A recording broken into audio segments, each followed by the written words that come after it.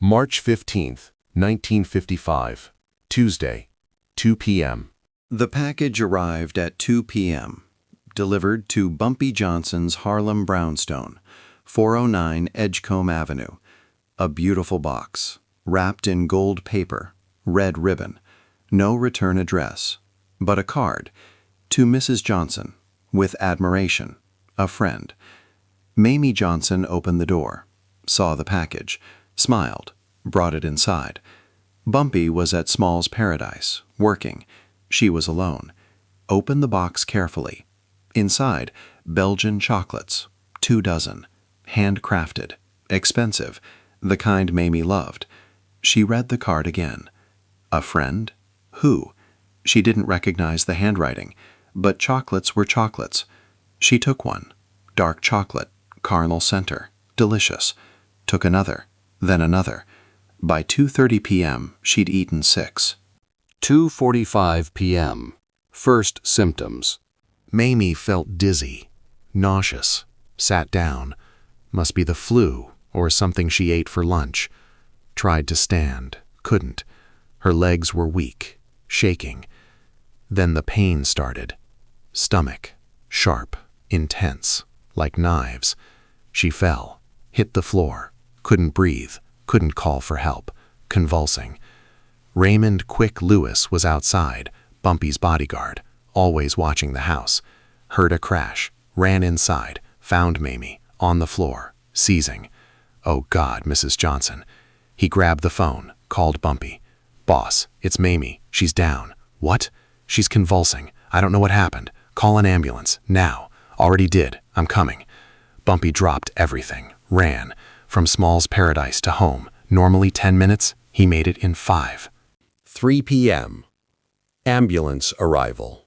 Bumpy burst through the door, found Raymond holding Mayme. She was still seizing, foam at her mouth, eyes rolled back. Mayme, baby, I'm here. The ambulance arrived. Paramedics rushed in, assessed her, loaded her onto a stretcher. What happened? I don't know. She was fine this morning. Any drugs? Alcohol? No, nothing. Any medical conditions? No, she's healthy. Then we need to move fast. They took her. Harlem Hospital. Bumpy rode with her, holding her hand. Don't leave me, Mayme. Please don't leave me. She couldn't respond, couldn't hear him, just kept seizing, dying right in front of him.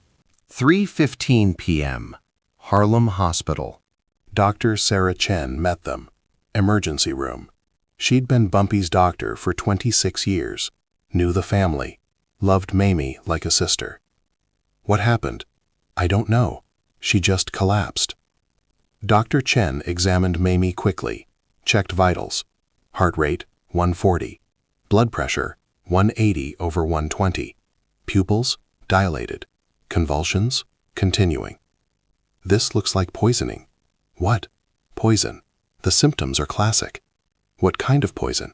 I won't know until we test, but if I had to guess, arsenic or cyanide or both. Who would poison her? Dr. Chen looked at Bumpy. You tell me. Bumpy's face changed from fear to rage in 1 second. Someone poisoned my wife? Yes. To get to me? Probably. Dr. Chen started treatment. Activated charcoal to absorb toxins, IV fluids. To flush the system. Atropine. To counteract symptoms. But it might be too late. What does that mean? It means if the dose was high enough, she might not survive. The next 6 hours are critical. If she makes it through tonight, she has a chance. Bumpy sat, held Mayme's hand, and made a decision. Whoever did this would die. Slowly, painfully, within 48 hours. 4 p.m. The chocolate box. Bumpy called Raymond. Go to the house. Find what Mayme ate today. Everything. Raymond searched, found the chocolate box, on the kitchen table, still open. 18 chocolates remaining, 6 eaten. He called Bumpy. Boss, I found chocolates, Belgian, expensive, with a card. What does the card say? To Mrs. Johnson, with admiration, a friend. That's how they did it. Bring the box to the hospital, carefully. Don't touch the chocolates. Already on my way. Dr. Chen tested one chocolate, immediately. Results came back, arsenic trioxide, combined with cyanide. Whoever made these wanted her dead. How much did she eat? 6. That's a lot. Will she survive? I don't know. The antidote is helping, but the damage might be irreversible. How long until we know? 6 hours, maybe less. Bumpy looked at the clock. 4:15 p.m. 6 hours would be 10:15 p.m. Half a day. The longest half day of his life. 5 p.m. Declaration of war. Bumpy left Mayme's room, briefly, made calls to everyone. Junie, Willie, Tommy Chen, Detective O'Brien, Stephanie St. Clair. Emergency meeting, Small's Paradise, 6 p.m. He returned to Mayme, held her hand. I don't know if you can hear me, but if you can, know this. Whoever did this to you is going to pay. I'm going to find them, and I'm going to kill them. Within 48 hours. That's my promise. To you. Mayme didn't respond. Still unconscious. Still fighting. But Bumpy believed she hurt him. Believed she knew that he would avenge her. Or die trying. 6 p.m. War Council. Bumpy's inner circle gathered. Small's Paradise, back room, 20 people, all loyal, all ready. Bumpy stood at the head of the table. Someone poisoned Mayme with arsenic and cyanide hidden in chocolates delivered to our home. She's in the hospital, fighting for her life. We have 48 hours to find who did this and make them pay. Why 48 hours? Junie asked. Because if Mayme survives the next 6 hours, she'll need me. I can't wage war and sit by her bedside. So we do this fast, hard, complete, within 2 days. Then I go back to being a husband, not a soldier. Willie spoke. Who did it? Bumpy pulled out the chocolate box, showed the card, the handwriting, the wrapping. This is professional, expensive, carefully planned. That narrows it down. To who? Someone with money, resources, access to poison, and a reason to hurt me. Tommy Chen leaned forward. The Italians. Specifically, Vincent DeLuca, the Viper. Why him? He's been trying to move into Harlem for months. We've blocked him every time. This is revenge, and a message, Detective O'Brien added. Vincent's known for poison. Used it 3 times, that we know of, all against enemies, all successful. Until now. Mayme's still alive, for now, but she might not be, which is why we move tonight. 7 p.m. The plan. Bumpy laid out the strategy. Phase 1, intelligence. Willie, you infiltrate the Italian neighborhood. Find Vincent's location, his routine, his vulnerabilities. Phase 2, assault. Once we know where he is, we take him, alive. I want him to confess before he dies. Phase 3, retaliation. We destroy everyone who helped him, his crew, his backers, his bosses, everyone. Phase 4, message. We make sure no one ever tries this again by showing what happens when you attack my family. Stephanie St. Clair spoke carefully. Bumpy, this is going to start a war with the Italians. The commission might get involved. I don't care. They poisoned my wife. There are rules against targeting families. They broke them first. So the rules don't apply anymore. Everyone nodded, understanding, accepting. This wasn't business. This was personal. And personal meant total war. 8 p.m. Hospital vigil. Bumpy returned to the hospital. To Mayme, she was stable, but not improving. Dr. Chen was monitoring constantly. Her vitals are holding. That's good. But she's not responding to treatment. That's bad. What does that mean? It means the poison is still in her system, fighting the antidote. We're in a race, between the medicine and the toxin. Who's winning? Right now, neither. They're tied. What can I do? Pray. Bumpy wasn't religious, hadn't prayed in 30 years, but he prayed now, to God, to anyone who'd listen. Don't take her. Please, Take me instead.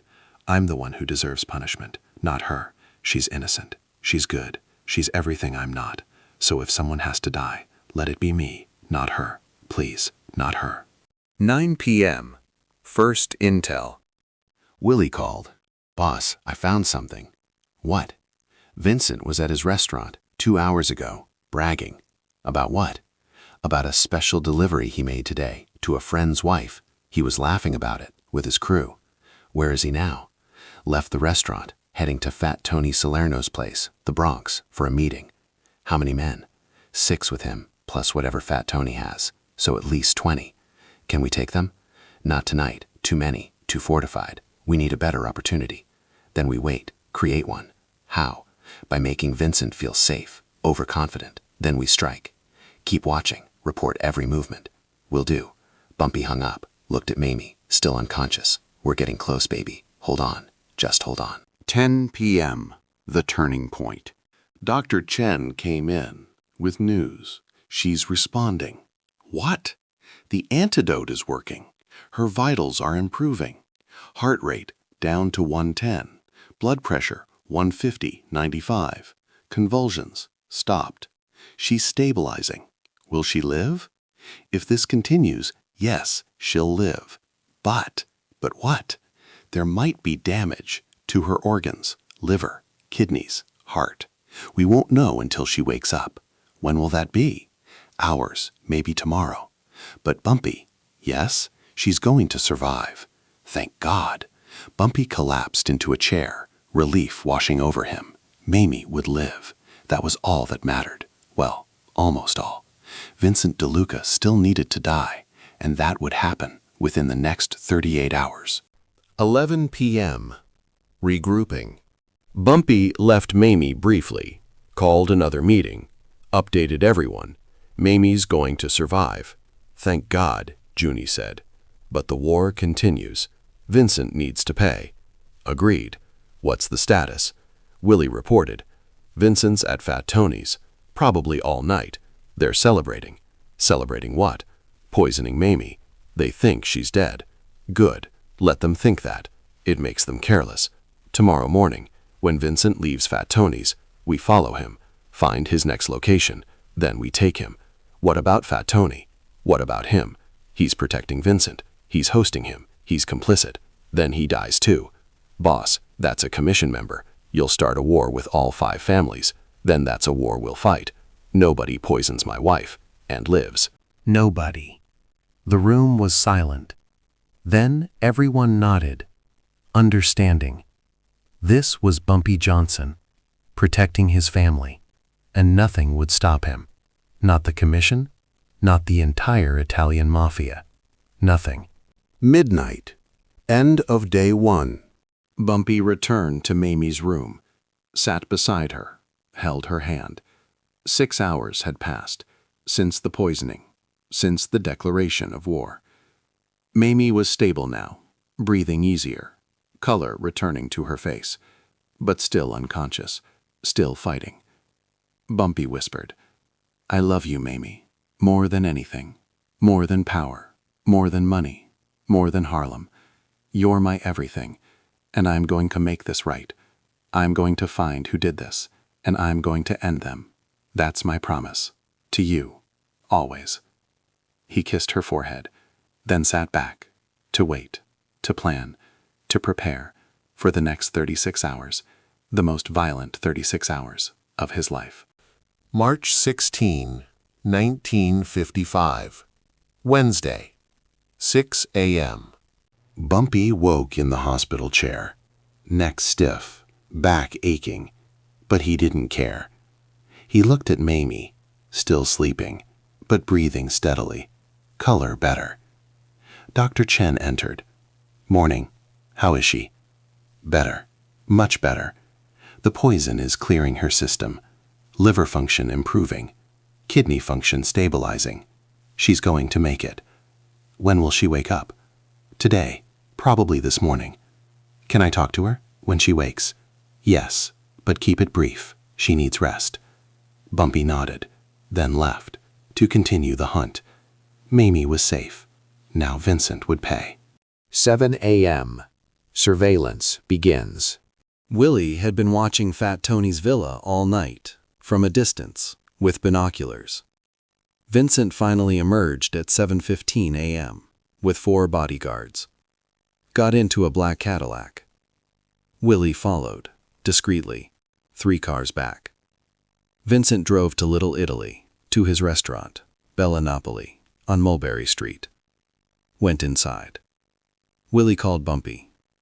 "Boss, Vincent's at his restaurant." "How many guards?"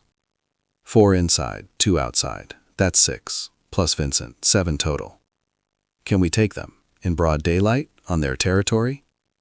"It'd be messy." "Then we wait, for a better opportunity." "What if he doesn't leave?" "He will. Everyone leaves eventually. Keep watching." 8 a.m. Mayme wakes up. The call came at 8:03 a.m. "Dr. Chen, Bumpy, she's awake." He was there in 8 minutes, ran from Small's Paradise to the hospital, burst into her room. Mayme was sitting up, pale, weak, but alive, conscious. She saw him, smiled. "Hey. Hey yourself. You scared me. I scared myself. How do you feel? Like I died and came back?" "You almost did. What happened?" "Poisoned. The chocolates. Someone put arsenic and cyanide in them." "Who?" "I'm finding out." "Bumpy, don't." "Don't what?" "Don't do something crazy. It's too late for that." "What are you planning?" "To find who did this, and kill them." "Bumpy, no." "Mayme, yes. They tried to kill you, to hurt me, and they're going to pay. This will start a war. I don't care. I care, because I don't want to lose you." You almost lost me yesterday, because of them. So now I'm making sure this never happens again. How? By showing everyone what happens when you touch my family. Mayme grabbed his hand. "Please, be careful." "I will. Promise. I promise. But they're still going to die." 9 a.m. Vincent's routine. Willie watched Vincent all morning, documenting everything. 7:15 a.m. Arrives at restaurant. 8 a.m. Has breakfast with crew. 9 a.m. Makes phone calls. Business. 10 a.m. Still inside. At 10:30 a.m., Vincent left with 2 guards. Got in his Cadillac. Drove to a warehouse in Brooklyn. Red Hook. Willie followed. Called Bumpy. He's at a warehouse. Address? 247 Van Brunt Street. Doing what? Meeting someone. I can't see who. Stay there. I'm sending backup. Junie arrived with 10 men. They surrounded the warehouse. Watched. Waited. Vincent was inside for an hour. Then emerged. Laughing. Relaxed. Got back in his car. Drove to the Bronx. Back to Fat Tony's villa. This time, he stayed. 11 a.m. Planning the grab. Bumpy called everyone to Small's Paradise. War Council. Round 2. Vincent's routine is clear. Morning at his restaurant. Midday at the warehouse. Evening at Fat Tony's. When do we take him? The warehouse. Why?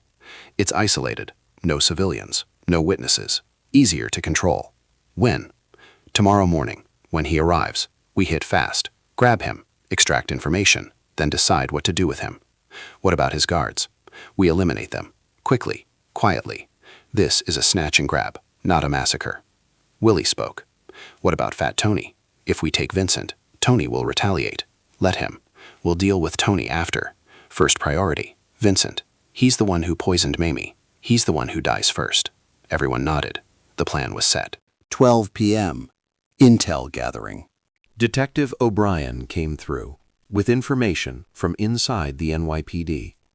Vincent DeLuca, age 45, born in Sicily, came to America 1932, rose through the ranks, Genovese family, specializes in poison, known victims, 3 confirmed, 8 suspected.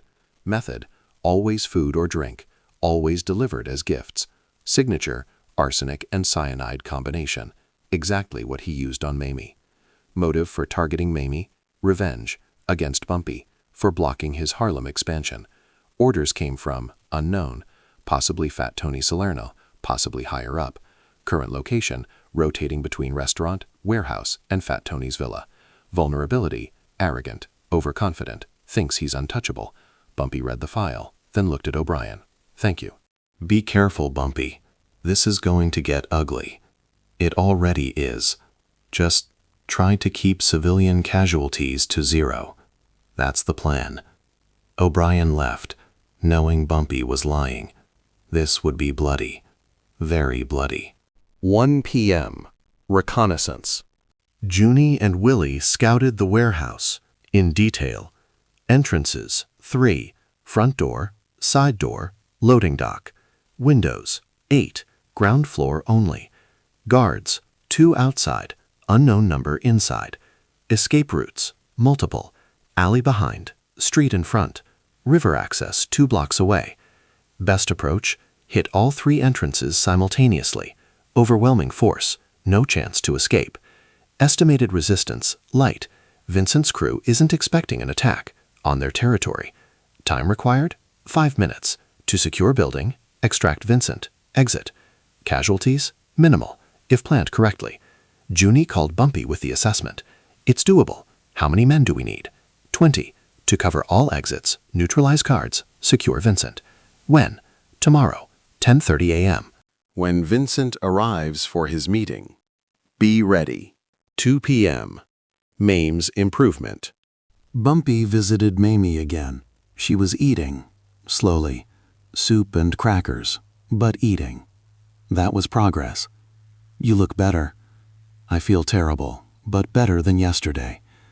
Dr. Chen says you can go home tomorrow, if you keep improving. That's good. I miss our bed. I miss you being safe. Bumpy, don't start. I have to. They tried to kill you, and they almost succeeded. So I'm going to make sure this never happens again. How? By eliminating the threat. That means killing people. Yes, it does. Bumpy, you're a gangster. You've killed before. I know, but this feels different. It is different. This is about you, about protecting you, about making sure no one ever tries this again. What if it starts a war? Then we fight a war. What if you die? Then I die protecting you. That's not romantic. That's stupid. Maybe, but it's how I feel. Mayme sighed. Just come back to me, alive. That's all I ask. I will. Promise? Promise. 3 p.m. Preparing the team. Bumpy addressed his soldiers. 20 men, all armed, all ready. Tomorrow morning, we're taking Vincent DeLuca, the man who poisoned Mayme. This is not a negotiation, not a capture for ransom. This is an execution, with questions first. We need information. Who ordered it? Who helped? Who knew? Then we kill him, and everyone involved. Rules of engagement. Shoot to kill, anyone who resists. No civilians. This is between us and them. No witnesses. We go in clean. We come out clean. Questions? One soldier raised his hand. What about the commission? What if they retaliate? Then we deal with it. But I don't think they will. Why not? Because Vincent broke the rules. By targeting family. By using poison. By being a coward. The Commission respects strength, punishes weakness. What we're doing is justice. They'll understand that, even if they don't like it. Any other questions?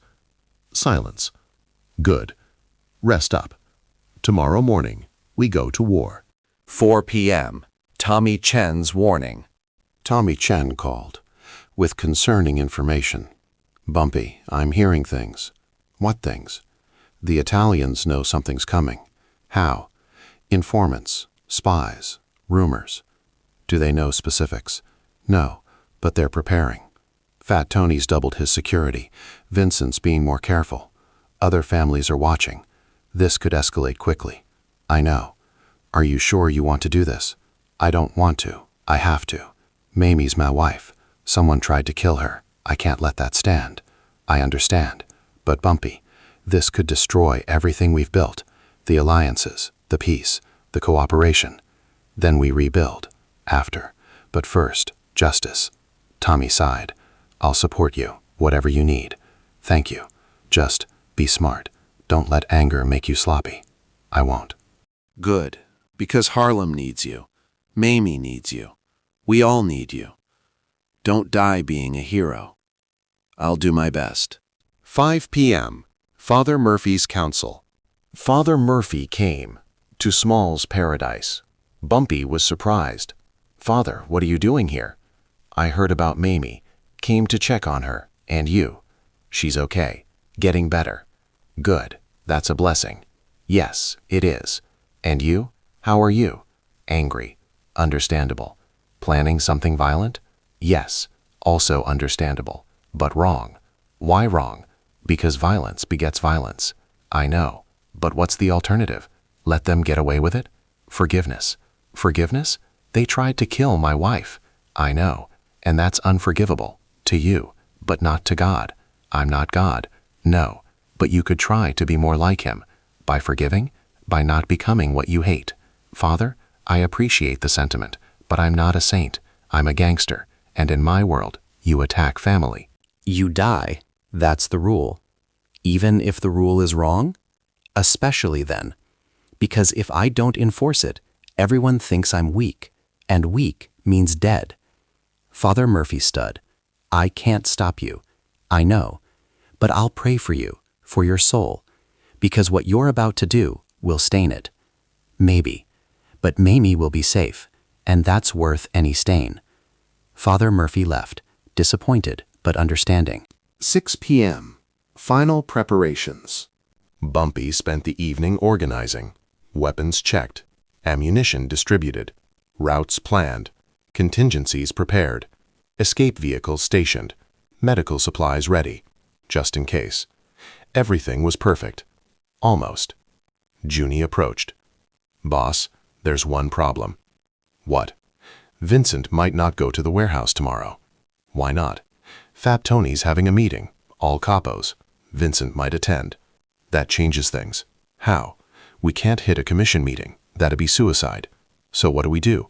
We wait for Vincent to leave. Then we take him. Where? Wherever he goes, as long as it's not surrounded by 50 mobsters. Junie. Yes? This has to happen tomorrow. Why? Because I promised Mayme. 48 hours. That ends tomorrow at 2 p.m. We're running out of time. Then we make it happen. However we have to. 7 p.m. Mayme's fear. Bumpy visited Mayme one last time before tomorrow. She was sleeping. He sat, watched her breathe. Peaceful. Safe. For now. But for how long? If he didn't stop Vincent, someone else would try. Maybe not poison. Maybe a bullet. Or a bomb. Or a kidnapping. The threats were endless. Because Bumpy had enemies. Powerful enemies. Who'd use any weakness. Any vulnerability. And Mayme was his biggest vulnerability. Everyone knew it. Which made her a target. So he had to do this. Had to show everyone that attacking his family meant death. Certain. Brutal. Public. That was the only language his enemies understood. Violence. So that's what he'd give them. 8 p.m. The call. Willie called. Emergency. Boss, Vincent just left Fat Tony's. Alone. What? He's driving. Just him and one driver. No security. This is our chance. Where's he going? South, toward Manhattan. Follow him. Don't lose him. Already on it. Bumpy called everyone. Change of plans. Vincent's alone. We're taking him tonight. Where? Wherever he stops. Everyone move. Now. 20 men mobilized in minutes. Followed Willie's lead. Vincent drove into Manhattan, Lower East Side. Stopped at a small restaurant. Went inside. Willie reported. He's having dinner with a woman, not his wife. How long will he be? At least an hour. Good. We set up outside. When he comes out, we take him. 9 p.m. The ambush. Bumpy's men surrounded the restaurant, discreetly. 15 inside, posing as customers. 5 outside, watching exits, waiting.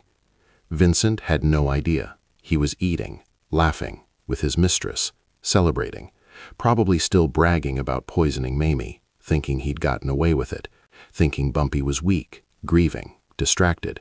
He was wrong. At 9:47 p.m., Vincent finished dinner, paid, stood to leave, with the woman, walked toward the door. The moment he stepped outside, Bumpy's men moved. 4 grabbed Vincent, 2 grabbed the woman, guns drawn. Nobody move. Vincent tried to fight, got punched, once, hard, went down. They dragged him into a van. The woman was released, told to forget what she saw. She ran, terrified. The van drove. To a warehouse, in Harlem, Bumpy's territory. Vincent was about to face justice, Bumpy style. 10 p.m. Interrogation begins. They tied Vincent to a chair in the warehouse. Empty, dark, cold, perfect for what came next. Bumpy walked in. Vincent looked up, saw him, went pale. Bumpy Johnson. Vincent, you know why you're here? I don't know what you're talking about. Don't lie. It insults us both. You poisoned my wife with arsenic and cyanide hidden in chocolates sent to my home with a fake card. I didn't. Vincent, I have proof. The chocolates, the poison, the handwriting, everything. Plus, you were bragging about it at your restaurant. My people heard you, so don't lie. Just tell me, who ordered it? Vincent was sweating. If I tell you, I'm dead. If you don't tell me, you're dead, but slower, more painful. So choose. Who ordered it? Vincent looked at Bumpy, at the men surrounding him, at the tools on the table.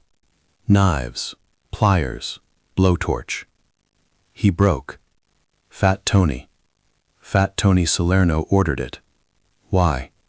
Because you blocked our expansion into Harlem 5 times. Tony was tired of losing, so he ordered me to hurt you by poisoning your wife. And you agreed? I had no choice. Tony's my boss. Everyone has a choice. You chose wrong. What are you going to do? What do you think? 11 p.m. Vincent's confession. They recorded Vincent's confession on tape for evidence, for leverage. Vincent spoke, clearly, desperately. Fat Tony Salerno ordered me to poison Mayme Johnson as revenge against Bumpy for blocking our Harlem expansion.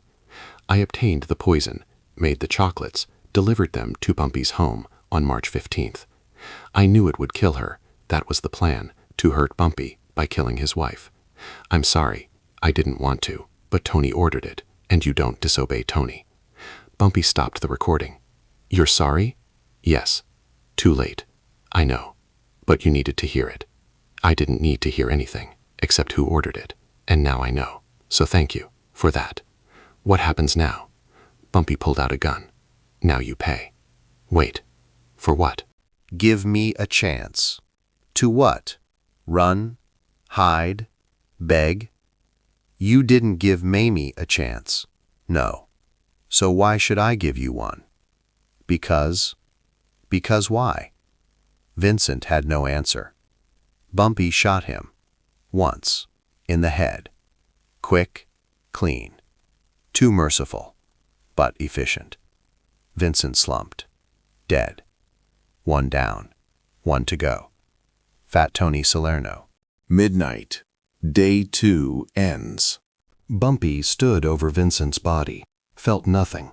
No satisfaction, no guilt. Just completion. Step 1, done. Step 2, Fat Tony. Tomorrow. The final 12 hours of the 48. Then it would be over. Justice served. Message sent. Family protected. He left the warehouse, drove to the hospital to see Mayme. She was sleeping. Peaceful. He whispered, Vincent's dead. Fat Tony's next. Then you'll be safe. I promise. Tomorrow. This ends. March 17th, 1955, Thursday, 12 a.m. Midnight. Bumpy couldn't sleep. 12 hours left of his 48-hour deadline. Vincent was dead. But Fat Tony Salerno remained, the one who ordered it, the one truly responsible, the one who had to pay. But Tony was different. Not some street enforcer, not some freelance assassin. Tony was a commission member, Genevieve's family capo, protected, connected, powerful. Killing him would start a war, a big one. But Bumpy didn't care. Nobody poisoned his wife and lived. Nobody, not even the commission. 1 a.m. Disposing of Vincent. Vincent's body needed to disappear, permanently. Bumpy's men handled it, wrapped him in plastic, weighted with chains, drove to the Hudson River, Pier 40, 2 a.m., threw him in. The body sank, gone. Nobody would find it. Nobody would look. Vincent DeLuca simply vanished.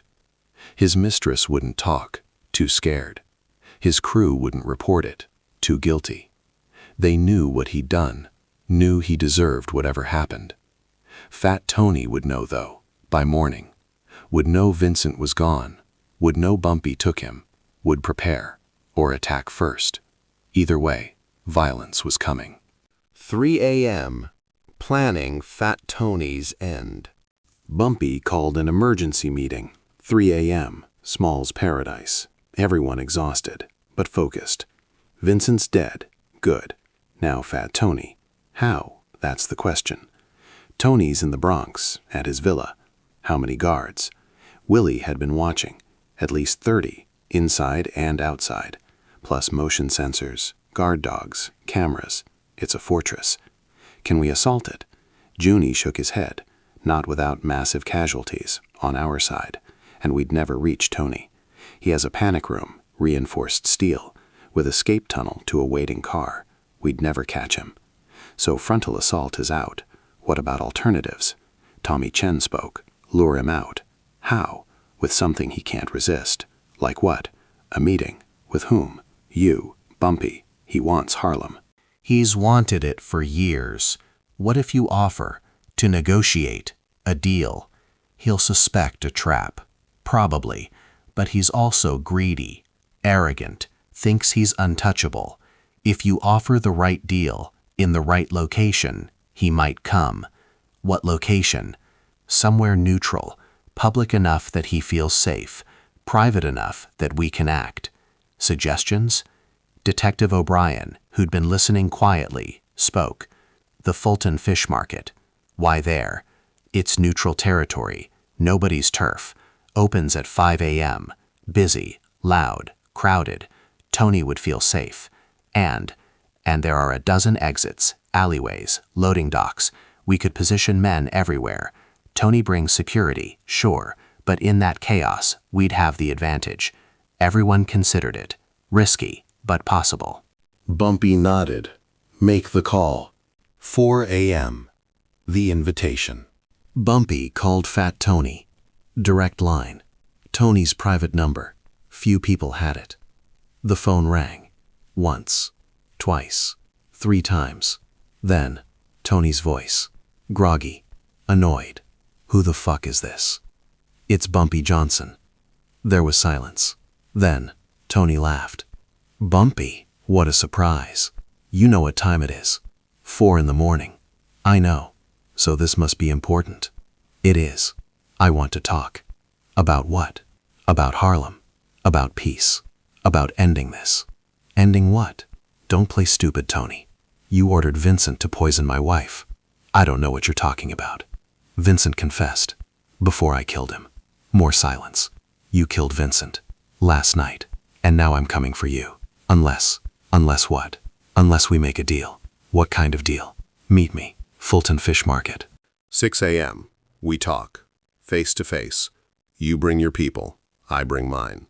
We negotiate, like professionals. And if I don't come? Then I come to you, and your villa burns, with you inside. Tony was quiet, thinking, calculating. Then, okay, I'll be there. 6 a.m. But Bumpy, yes? If this is a trap, if you try anything, the commission will destroy you. I'm not scared of the commission. You should be. Maybe. But I'm more scared of going home and telling my wife that the man who tried to kill her is still alive. See you at 6, Tony. Bumpy hung up. 5 a.m. Fulton Fish Market setup. Bumpy's men arrived early, 4:30 a.m. Positioned everywhere, rooftops, alleyways, loading docks, inside fish stalls. 40 men total, all armed, all waiting. The market was opening, fishmongers arriving, unloading trucks, setting up stalls. Ice, fish, chaos, perfect cover. Bumpy arrived at 5:45 a.m. with Junie, Willie, Raymond, Tommy Chen. 5 men, visible, but 35 more hidden, watching, waiting. Tony arrived at 6:02 a.m., late, intentionally, with 20 men, all in suits, all obviously armed. He walked toward Bumpy, slowly, confidently, smiling. "Bumpy, Tony, you look well." "You too, considering." "Considering what?" "Considering your wife almost died."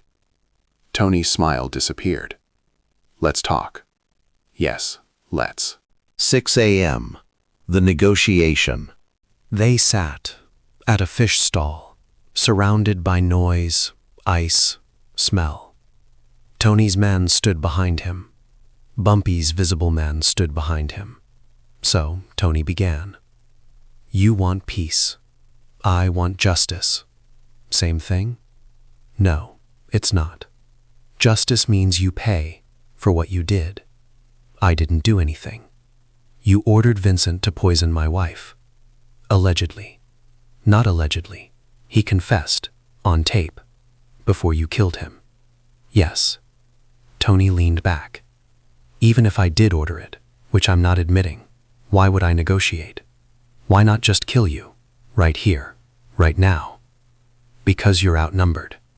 Am I? You brought 20 men. I brought 40. You can't see them, but they're here, watching, waiting. If your men move, mine will slaughter them." Tony looked around, saw nothing. But believed Bumpy, because Bumpy never bluffed. "Okay, so what do you want?" "I want you to admit it. Admit you ordered the hit." "Why?" "So I can decide whether to kill you or let you live." Tony laughed. "You think you can kill me? I know I can, but maybe I don't have to. Explain. If you admit it, apologize, and compensate my wife, I'll let you live." "How much compensation?" $1 million. Tony's eyes widened. "That's insane. That's the price of trying to kill my wife. And if I refuse, then you die. Here, today." Tony looked at Bumpy, trying to read him, trying to find weakness. Found none. "You're serious?" "Completely." Tony thought, then decided. "Okay, I ordered it. Why?" "Because you blocked me. From Harlem. 5 times. I was tired of losing. So I decided to hurt you. By killing your wife. I'm sorry. Are you? Really? No. Not really. Then why apologize? Because I'd rather pay than die. Smart. 7 a.m. The betrayal. Tony stood, extended his hand. "So we have a deal?" "Not yet." "Why not?" "Because I don't trust you." Tony's face hardened. "Then what's the point?" "The point is, I wanted you to admit it. On record." "On record?" Bumpy pulled out a tape recorder from his coat. Had been recording the entire conversation. "You just confessed to ordering my wife's murder. That confession is going to the commission, to the police, to everyone. You set me up." "Yes, I did." Tony's men reached for their guns. Bumpy's hidden men appeared, from everywhere. Rooftops, stalls, alleys. 40 guns aimed at Tony's 20. Nobody moved. Tony looked around, realized he was trapped.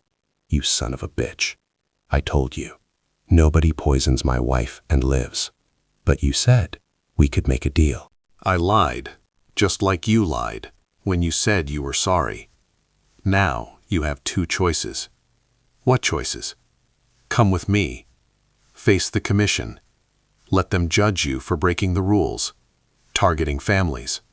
Or what? Or die. Right here. Right now. Tony looked at his men. At Bumpy's men. At the exits. All blocked. He'd lost. Completely. I'll come with you. Good choice. 8 a.m. Commission meeting. Bumpy didn't take Tony to the commission. Not yet. Took him to a warehouse in Harlem. Tied him to a chair. Played the confession. For everyone. Junie, Willie, Tommy, Stephanie, Detective O'Brien, Father Murphy. Even brought in Mayme in a wheelchair from the hospital, against doctor's orders. But she insisted. I want to see him. See the man who tried to kill me. Tony looked at Mayme, pale, weak, but alive.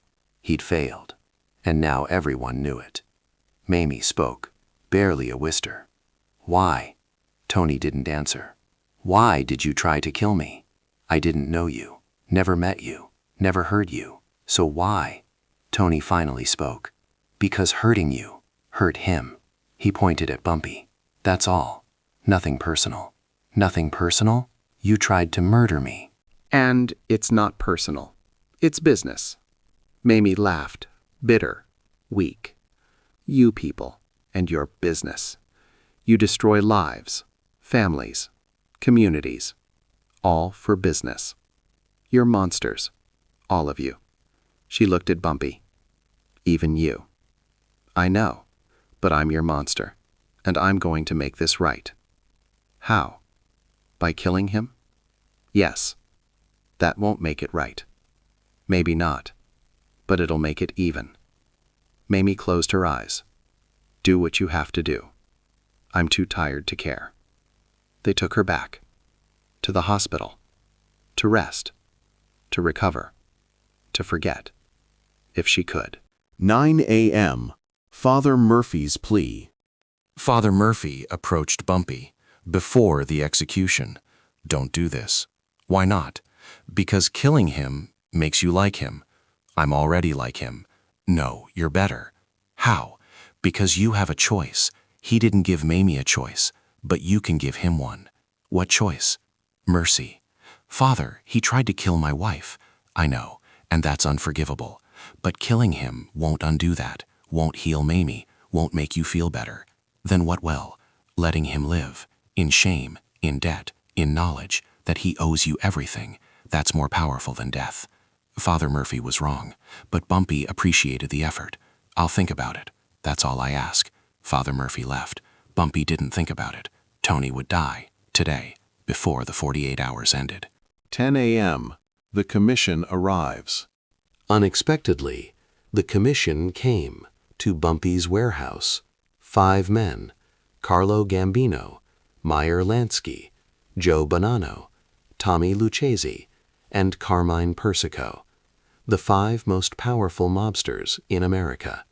They entered, saw Tony tied to a chair, saw Bumpy standing over him, gun in hand. They understood. Carlo spoke first. Bumpy, we'll need to talk. About what? About this, he gestured to Tony. About what you're planning to do. I'm planning to kill him for trying to kill my wife. We know. We heard the tape. The confession? Yes. It's been circulating since 7 a.m. Good.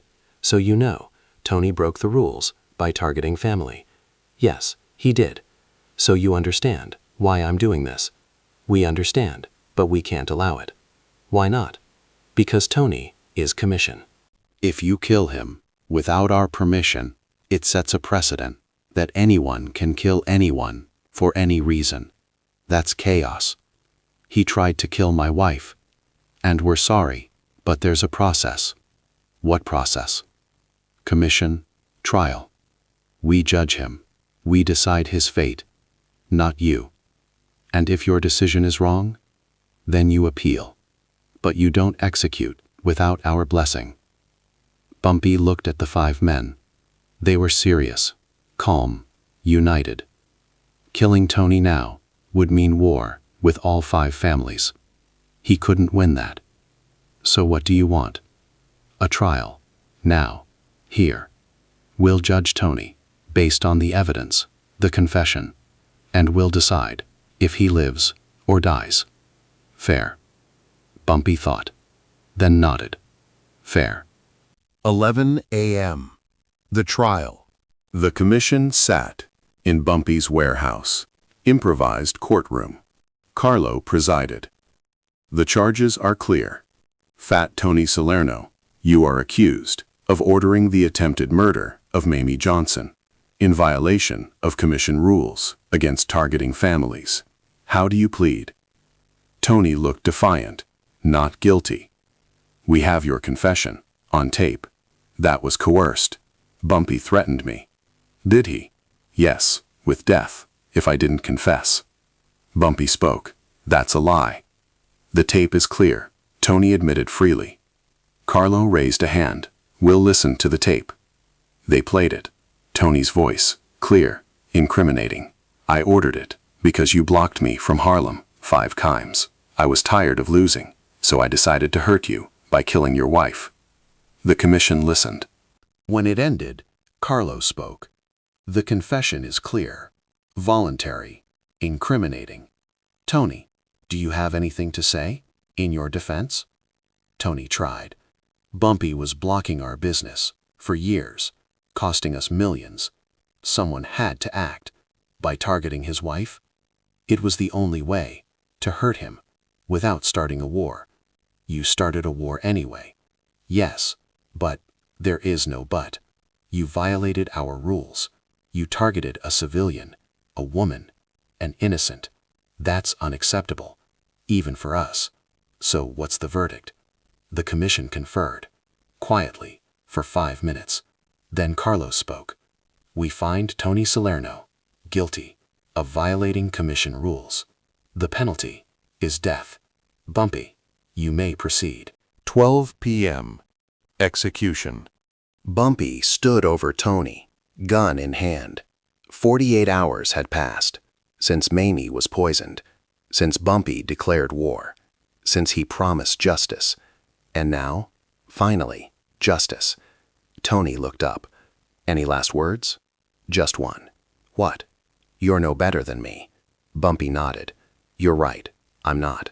But my wife is alive, and you're about to die. That's the difference. He shot Tony. Once. In the head. Clean. Quick. Done. The commission watched, said nothing, then stood and left. The message was clear. Rules matter, even for them, especially for them. Bumpy had won, completely.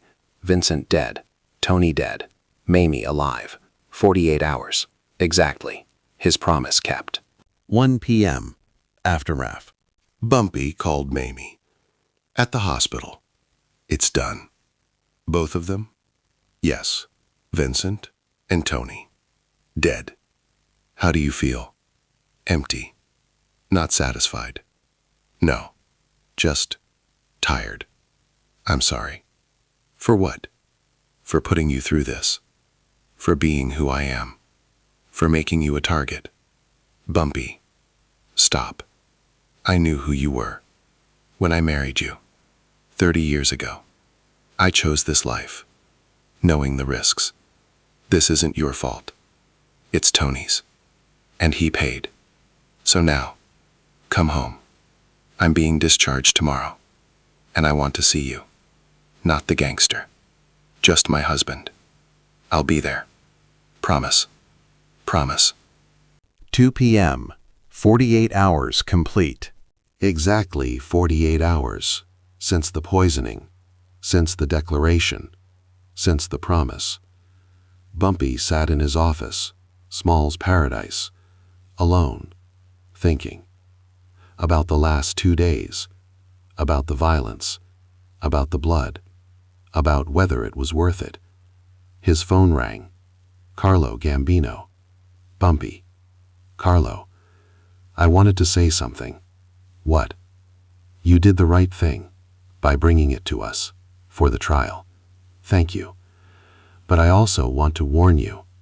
About what? This isn't over. Why not? Because Tony had friends, family, people who'll want revenge. Let them come. I'm ready. I hope so, because war is coming, whether you want it or not. Then I'll fight, like I always do. Good luck, Bumpy.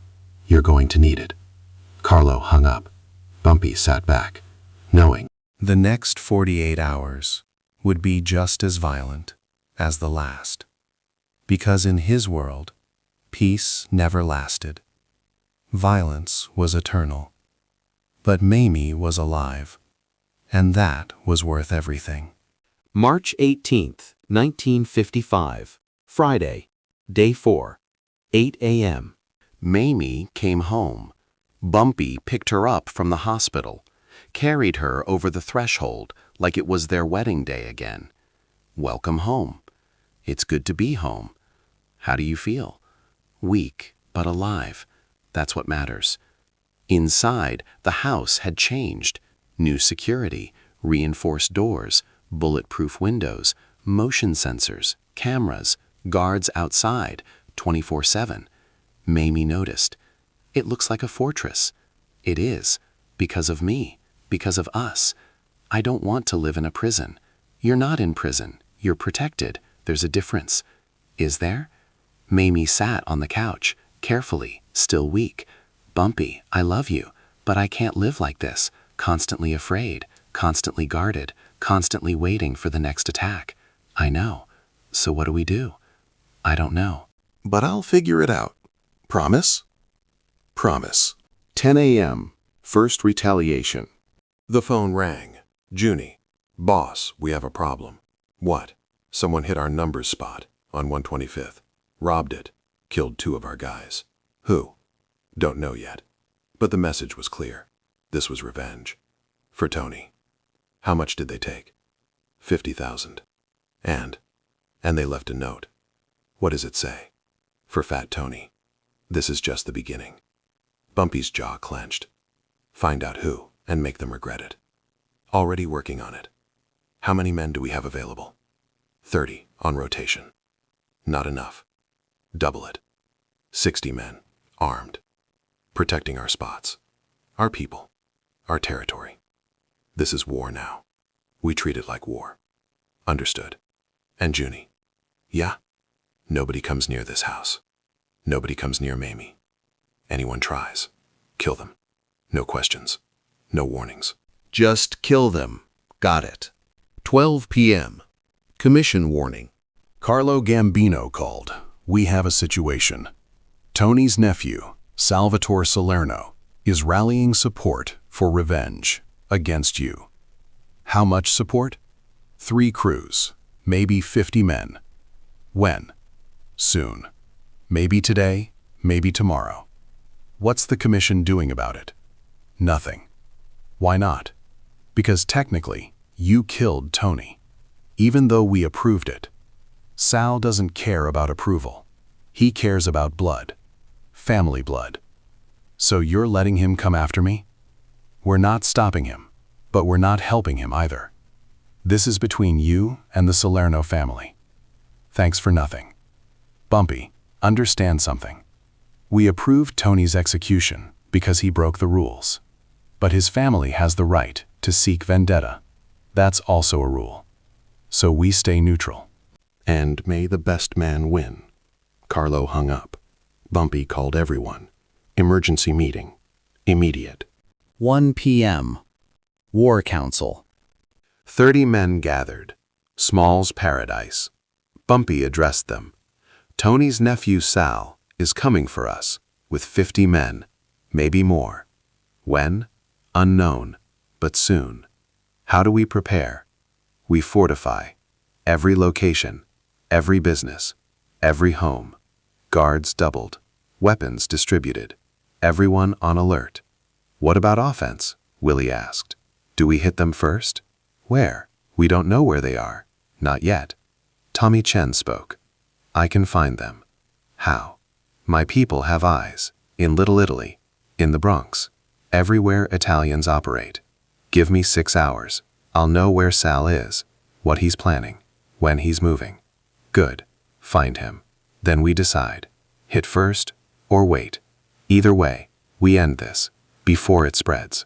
3 p.m. Mayme's fear. Mayme heard everything from upstairs, came down, slowly, holding the railing. Bumpy saw her. You should be resting. I can't rest, knowing what's coming, knowing you're going to fight. Again. I have to. They're coming for us. So let them come. And then what? We leave. Leave? Harlem? New York? This life? Go somewhere safe, somewhere peaceful. Start over.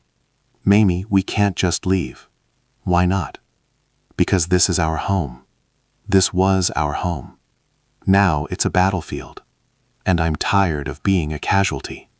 You're not a casualty. You're alive. Barely. And next time I might not be.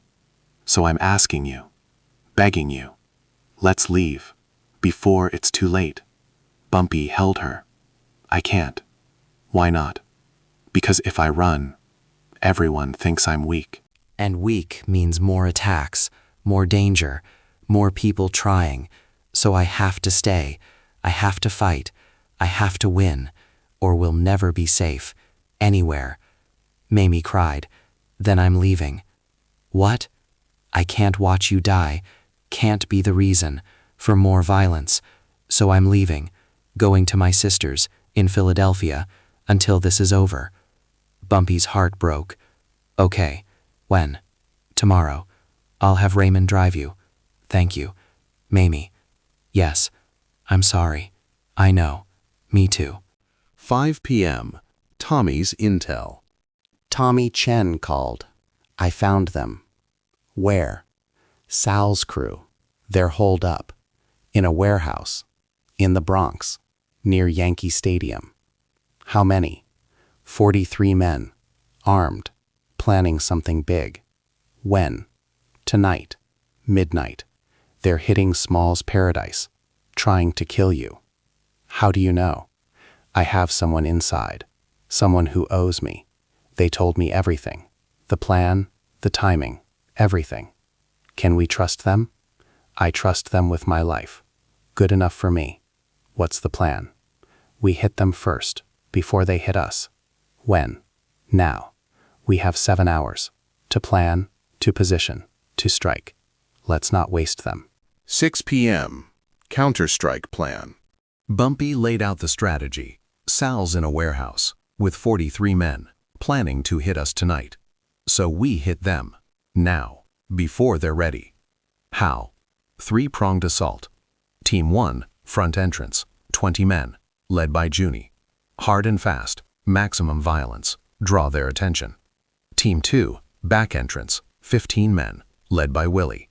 While they're focused on the front, we come from behind, pincer movement. Team 3, rooftop, 5 snipers, led by Raymond. Pick off anyone who runs, anyone who tries to escape. No survivors? No survivors. Sal dies, his crew dies, everyone who came for us dies. This ends tonight.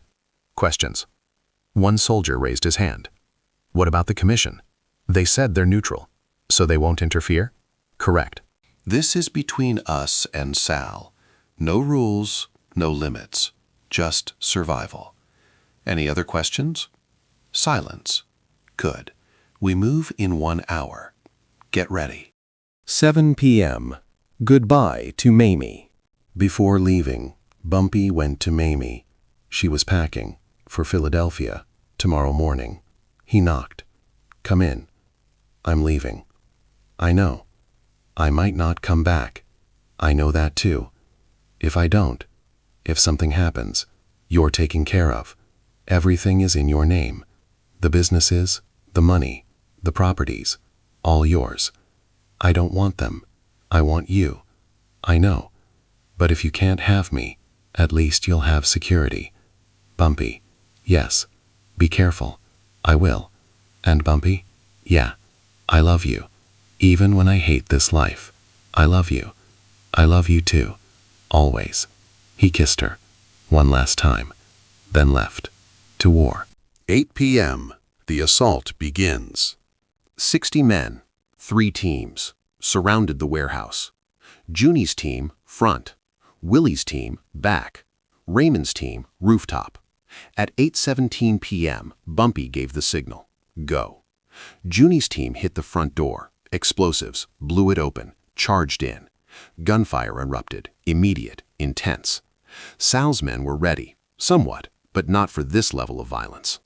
Willie's team hit the back, simultaneously, caught Sal's men in crossfire, front and back, nowhere to run. Raymond's snipers picked off anyone who tried to escape through windows, through side doors, through any exit.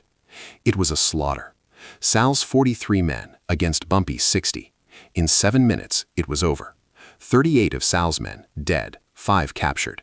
Sal himself wounded, leg shot, arm shot, but alive. They dragged him out. Bumpy walked up to him.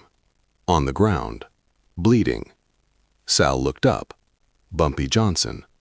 That's right. You came for me. Now you pay. Sal laughed. Despite the pain. You think this ends it? You kill me. Someone else comes. Then someone else. It never ends. I know. But at least you're dead. He shot Sal. Once. In the head. Done. 9 p.m. Casualties. Bumpy's side. 4 dead, 7 wounded. Not terrible, but not good. 4 families who'd lost fathers, brothers, sons, because of Bumpy's war, because of his choices. He visited each family that night, personally, brought money, $50,000 per family. It won't bring them back, I know, but it'll help, with expenses, with time, with grief. Thank you, Mr. Johnson, one widow said. For what? For caring. Most bosses don't. I'm not most bosses. No, you're not. Her 12-year-old son watched, silent, angry. Bumpy saw him, recognized the look, the same look Bumpy had at 12 when his father died. A look that said, someday I'll make them pay. Bumpy hoped the boy would choose a different path, but doubted it. Violence bred violence, always. 11 p.m. Commission response. Carlo Gambino called. It's done? Yes. Sal's dead, his crew's dead. Good. That was fast. I didn't want it to spread. Smart. So what now? Now we wait. For the next attack? There won't be one. Why not? Because I'm making it clear, to everyone, that coming for me costs more than it's worth. How? By sending a message. What message? Bumpy told him. Carlo was silent. Then, that's extreme. It's necessary. The commission won't like it. I don't care. Bumpy, don't push us. We stayed neutral this time, because Tony broke the rules. But if you cross a line, we'll have to act. Then act. But I'm doing this, with or without your blessing. The line went dead. March 19th, 1955, Saturday, Day 5, 6 a.m. The message was delivered to every Italian social club in New York. A box with Sal's head and a note. This is what happens when you come for me, when you threaten my family, when you start wars. You end up here, in pieces, delivered to your friends as a warning. Stay away from Harlem. Stay away from my wife. Stay away from me, or join Sal. The reaction was immediate. Outrage, horror, calls for revenge, but also fear, because Bumpy Johnson had proven something, that he was willing to do anything to protect his family. Anything, no matter how brutal, no matter how savage. And that made him more dangerous than anyone realized. 10 a.m. Mayme leaves. Raymond drove Mayme to Philadelphia, to her sister's house. Safe, away from the violence, away from Bumpy's war. She didn't say goodbye, Just left. A note. On the kitchen table. Bumpy, I love you, but I can't do this anymore. Can't watch you kill. Can't be the reason for death. Can't live in fear. So I'm leaving. Not forever. Just until this is over. Until you decide what matters more. Me or Harlem. When you know, come find me. I'll be waiting. Mayme.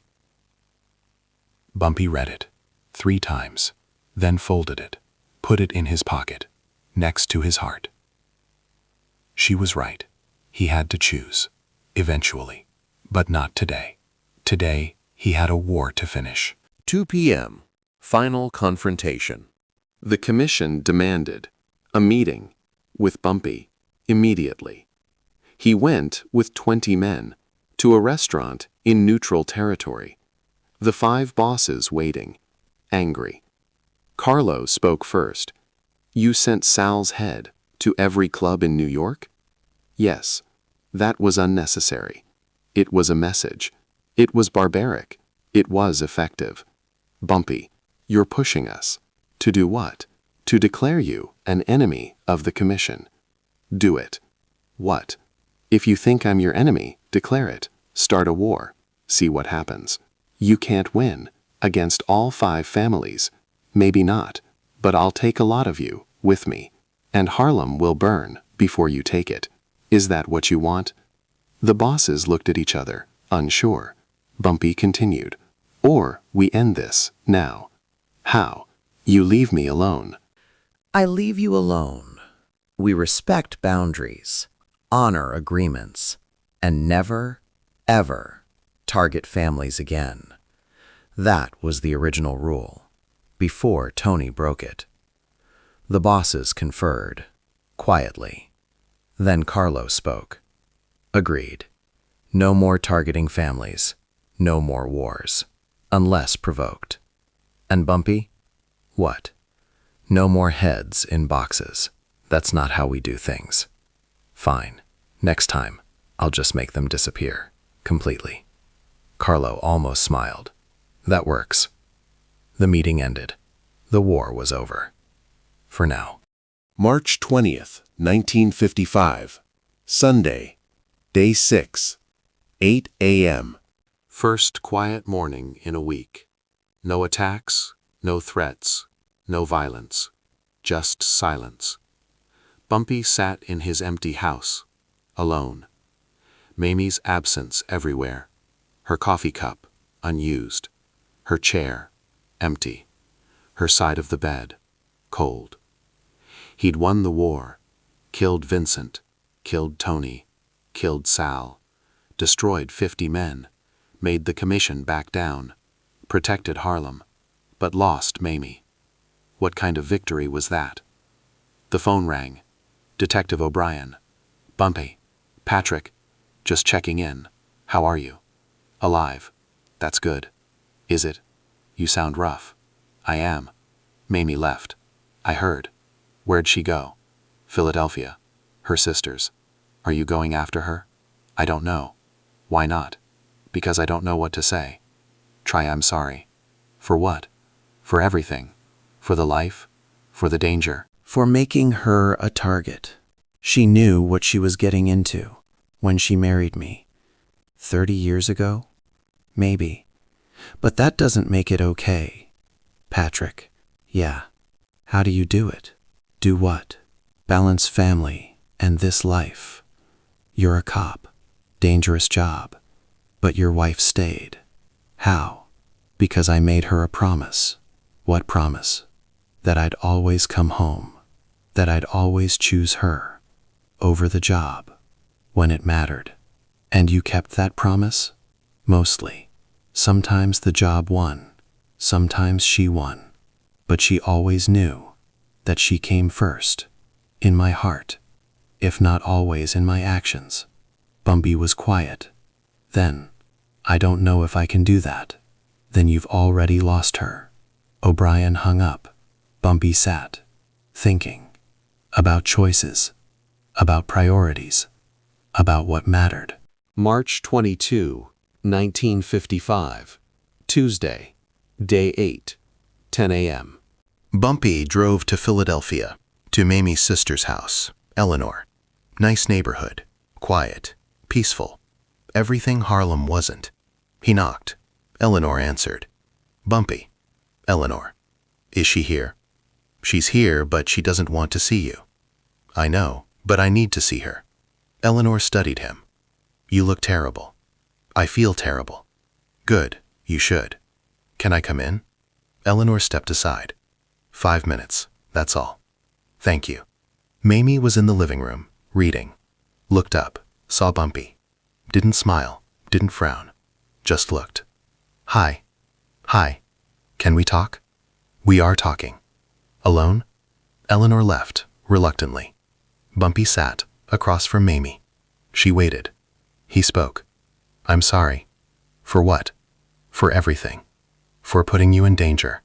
For starting a war. For choosing revenge over you. For being who I am. That's a lot of sorries, I know. Do you mean them? Yes. Every one. Mayme closed her book. Bumpy, I love you. But I can't live like this. Constantly afraid. Constantly watching. Constantly waiting for the next attack. I know. So what do we do? I don't know. You could leave. Leave what? Harlem? The life? The violence? All of it. We could go somewhere. Start over. Be normal. I'm 50 years old. I've been a gangster for 35 years. I don't know how to be normal. Then learn. I don't know if I can. Then we're done. Mayme, I mean it. If you can't choose me over that life, then I'm done. I love you, but I love myself more, and I deserve better than living in fear. You do. So? So, I'm asking, one last time, will you leave it? Leave Harlem. Leave the empire.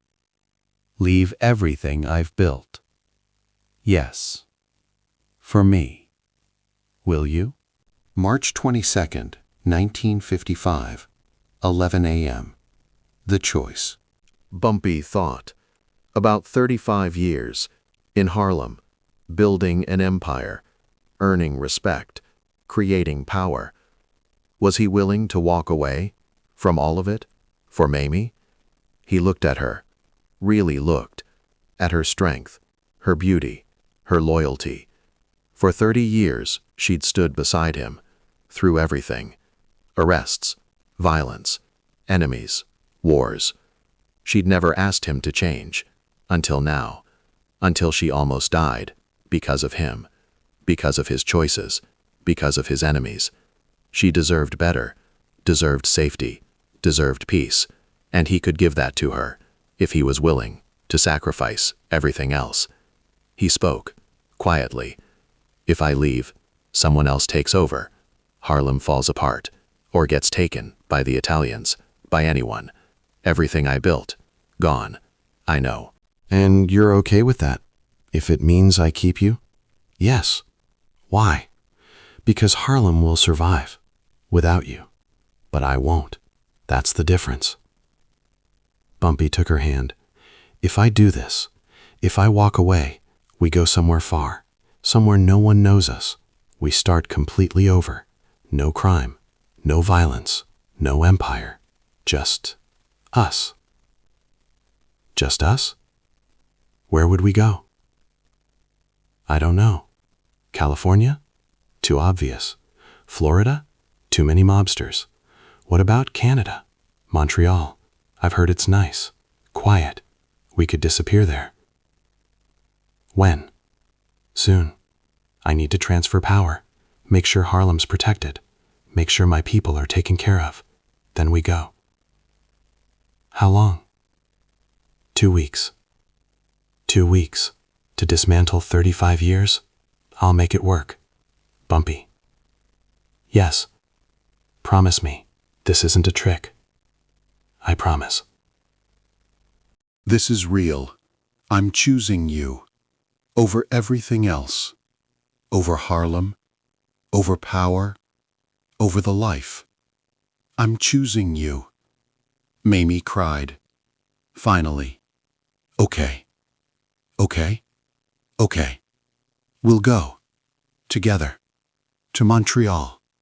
We'll start over. Be normal. Be safe. Be happy. Thank you. For what? For choosing me. I should have chosen you 30 years ago. Better late than never. March 23rd, April 5th, 1955. Transition. 2 weeks. Bumpy spent 2 weeks preparing, transferring power to Junie Bird, his most trusted, his best student. Junie, you're taking over. What? Harlem. All of it. The businesses, the territory, the people, everything. Why? Because I'm leaving. Where? Montreal. With Mayme. We're starting over.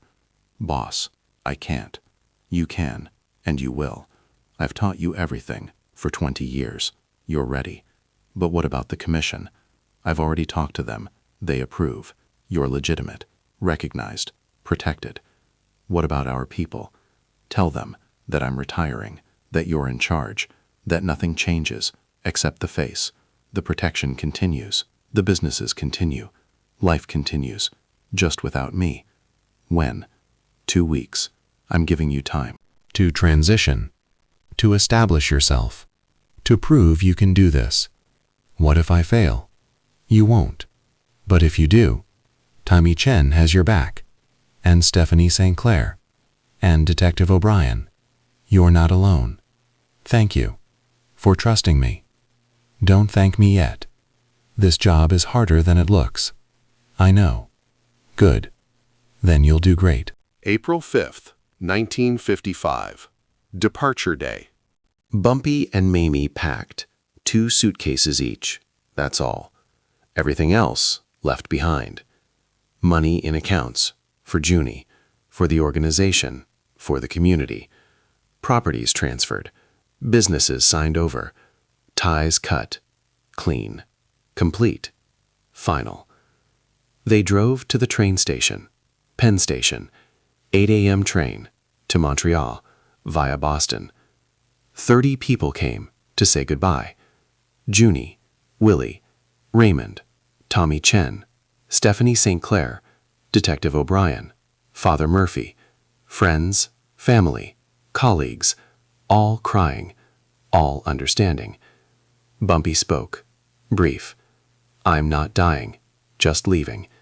This is goodbye, but not forever. Harlem will always be my home, and you'll always be my family.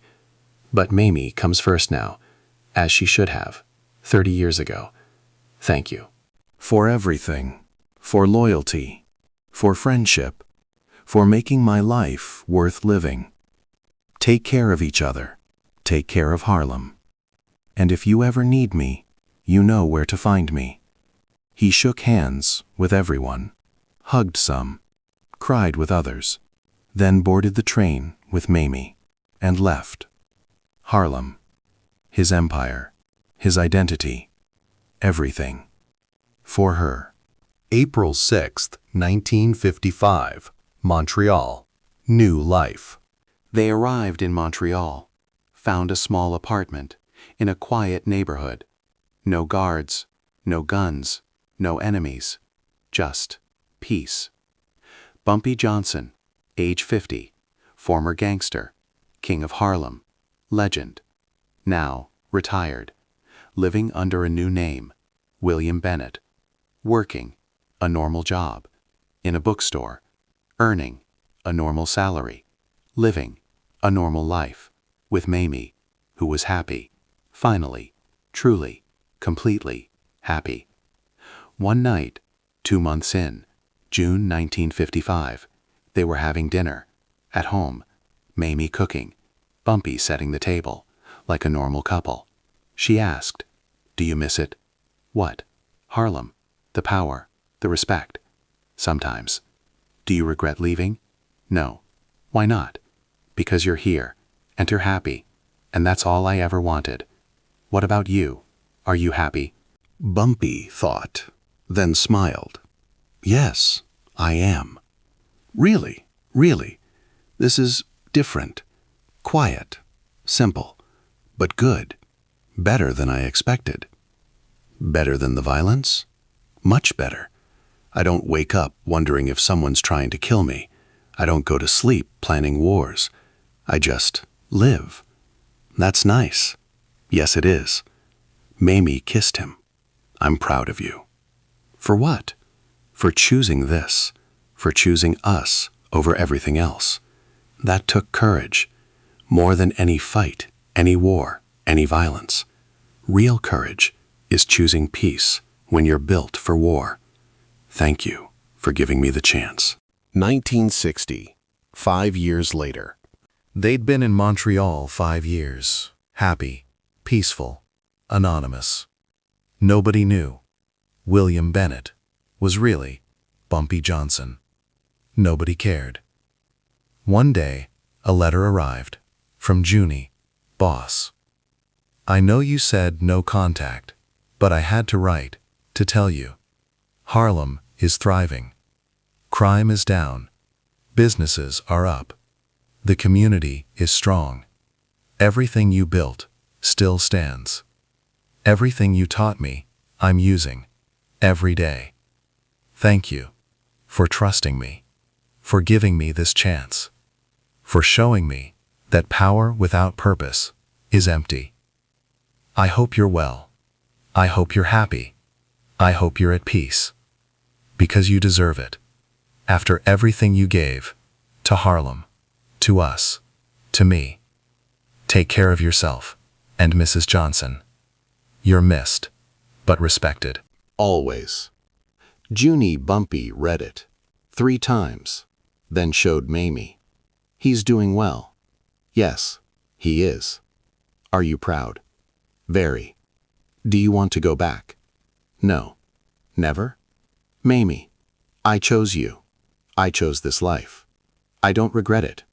I won't change it. This is where I belong. With you. Good. Because I'm not letting you go back to that life. Ever. I know. And I'm grateful. For what? For saving me from myself. 1968, 13 years later. July 7, 1968. The day Bumpy Johnson died. In Harlem. Except he didn't. Because Bumpy Johnson didn't exist anymore. William Bennett, age 63, died in Montreal of a heart attack. Peaceful, at home, with Mayme holding his hand. He'd lived 13 years, in peace, in happiness, in love. No violence, no enemies, no wars. Just life. Normal, beautiful life. At his funeral, small, quiet, 20 people. Mayme spoke.